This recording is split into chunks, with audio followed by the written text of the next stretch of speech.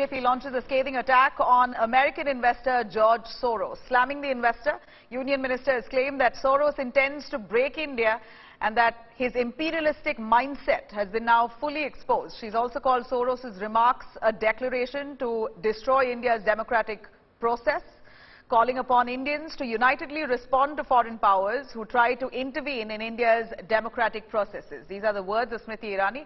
In fact, Smriti Irani points out specifically at what George Soros said, the billionaire, American-Hungarian billionaire investor, who's pointed out specifically at Gautam Adani, speaking extensively of Gautam Adani allegedly trying to manipulate the stock market. In fact, at an event in Munich, the business tycoon, or rather investor billionaire, Soros spoke about Gautam Adani's recent troubles with the stock market, saying that his downfall will be simultaneous with Prime Minister Modi's downfall, and this might just revive the democratic processes in India, apart from bringing some institutional changes. This is what George Soros had said, which the BJP now slamming him, calling him a man trying to work against dividing India. Meanwhile, a massive political war has erupted over this issue, with the Congress now distancing itself from this controversy, saying that George Soros really has nothing to do with India's democracy and its revival. George Soros, an international entrepreneur, a man who is known and designated so by a nation as an economic war criminal, has now pronounced his desire to break the Indian democracy. Those who Mr. Soros finds pliable need to know that India has defeated imperialistic designs before and shall do so again. These designs to weaken Indian democracy will be met with the might of India under the leadership of Prime Minister Narendra Modi.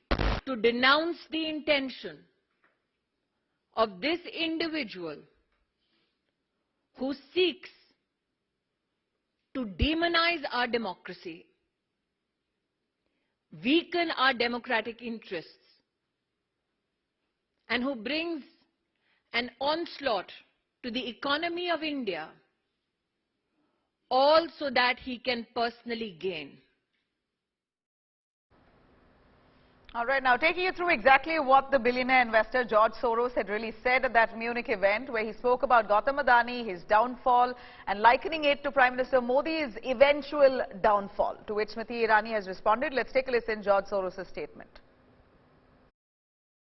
India, Modi and business tycoon Adani are close allies. Their fate is intertwined. Adani Enterprises tried to raise funds in the stock market but failed. Adani is accused of stock manipulation and his stock collapsed like a house of cards. Modi is silent on the subject, but he will have to answer questions from foreign investors and in Parliament.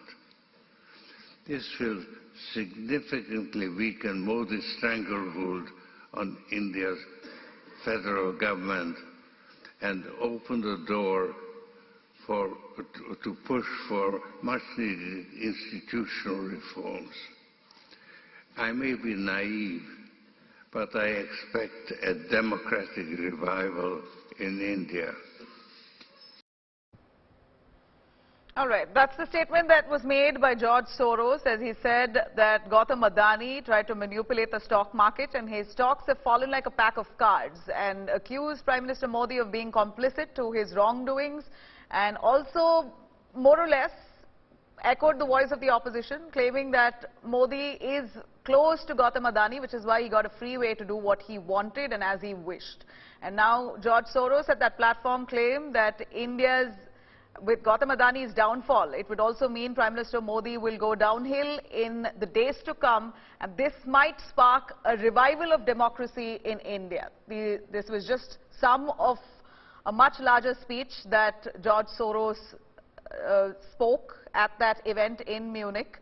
And now you have Smriti Irani, Union Minister, who's come out to slam George Soros, asking for Indians to unite against anti-India forces. Let me cut across to Maushmi, joining us for a little more on that. Maushmi, a quick word. As we know that Congress's Jairam Ramesh has distanced himself, and it appears to be an official statement from the Congress that they do not support what George Soros has said, or rather, Soros is not even within his right to speak about Indian democracy. It's all to do with Indian electorate that decides on democracy and what happens next. Soros has really nothing to do with it.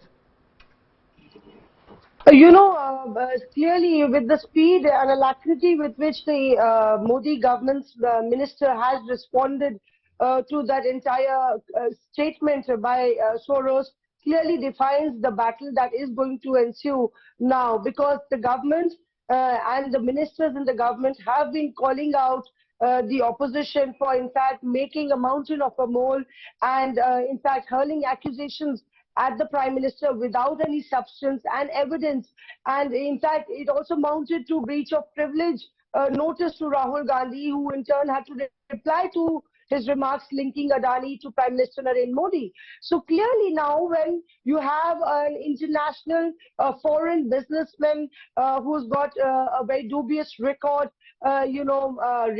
making a statement like that, it gives a big opportunity to the BJP government to, in fact, accuse the opposition and also, in fact, talk about the foreign hand that is behind this entire issue, to defame India and to, in fact, weaken the Indian democracy, and how that foreign hand would actually fail.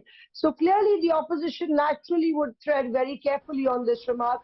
We've seen Jairam Ramesh give a tweet out, and there are several press conferences, remember, Nabila, that are happening on the Adani row. The Congress escalating it to the level that 23 press conferences across various cities are happening on the Adani Modi row. So the topic, the timing of it all gives the BJP a shot in the arm, saying the opposition and in fact the Congress is towing the line of anti-Indian forces.